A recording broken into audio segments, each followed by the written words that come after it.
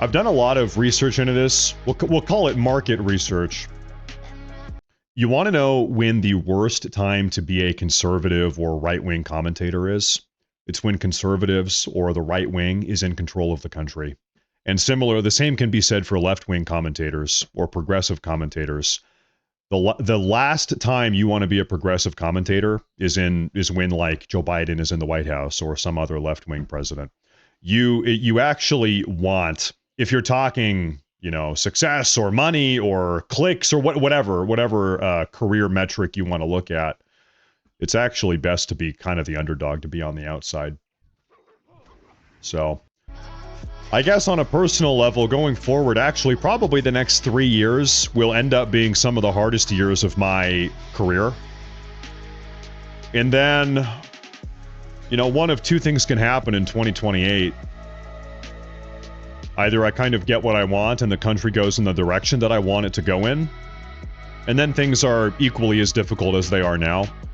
Or, I don't know, Gavin Newsom or Kamala Harris or somebody becomes president for 4 to 8 years, and then the country goes to shit, the country implodes, but I would probably have a pretty successful couple years. Assuming I don't get arrested. Assuming I don't get arrested, that is. We know how these people are. They can be a little bit crazy. So you're going all in on politics, you mean? That's what I've been doing. I have been all in on politics for about a year now. 10 months. You know, for a long time, what I was doing over here on Twitch every single day was playing World of Warcraft while simultaneously talking politics. It got to a point and I said, hey, why don't I just stop playing World of Warcraft and then just do politics full time? And the second I did that, worked out pretty well. As it would turn out, playing World of Warcraft was kind of like holding me back in a lot of ways. It's not really my interest these days. Of course, you know, once every 2 weeks or once a month, I play for a couple hours. Really, it's kind of less about playing World of Warcraft and more about just hanging out and kind of chilling. Once every 2 weeks, I need to take like half a day off. Most days, every single day. Ask my wife; she's mad about it, but I'm doing what I do with my political content, like 12, 13, 14 hours a day. Whether it's researching or reading or script writing or actually editing the videos or putting on the live shows. Every single day, 7 days a week, it's 12, 13, 14 hours. And so, yeah, like once every 2 weeks or so, I kind of need to take like half a day off.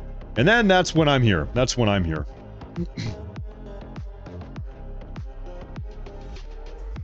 How much have your socials grown since the political switch? Well, on YouTube, I've gained about 660,000 subscribers in the last 10 months. On Rumble, we've gained about 40,000 subscribers, followers. On Facebook, I've gained about 36,000 subscribers, followers. And on Twitter, I don't know, I've gained probably 20,000 or something. But, you know, also, I don't know for any of you that have been watching the political broadcasts or YouTube videos or Rumble videos. I think in a lot of ways I'm doing something that kind of nobody else does. I'm doing a lot of things that nobody else does in that ecosystem, but one of the decisions I've made is that I'm never commenting on other political content creators. I'm not ever starting drama with Candace Owens or Tucker Carlson. I don't even talk about them. For me, what I do every day, I exclusively actually just talk about the politics. Seems like in the realm of political content, a lot of the commentators, podcasters, and video producers, a lot of it for them really is just about like interpersonal drama and beef amongst themselves. That's something I just have completely I just don't touch it. And I guess that's been a successful decision. Seems to have worked. Although I do I am expecting when we get up to the 2028 election season, there probably will be some of that. I think it's going to be a little bit unavoidable.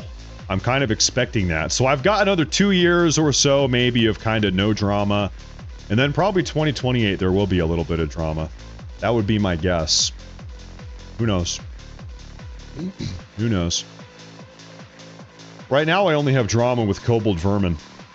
Where are the kobold vermin? There's one.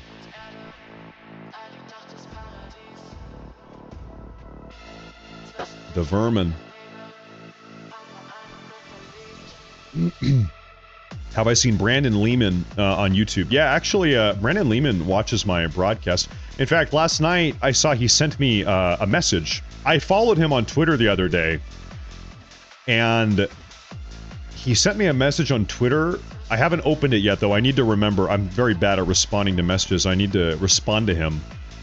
But he actually watches my shows on YouTube, and he will super chat sometimes. You know, like if somebody is making content that's kind of similar, I just don't care about that. Who cares? There's no like proprietary style or anything, you know.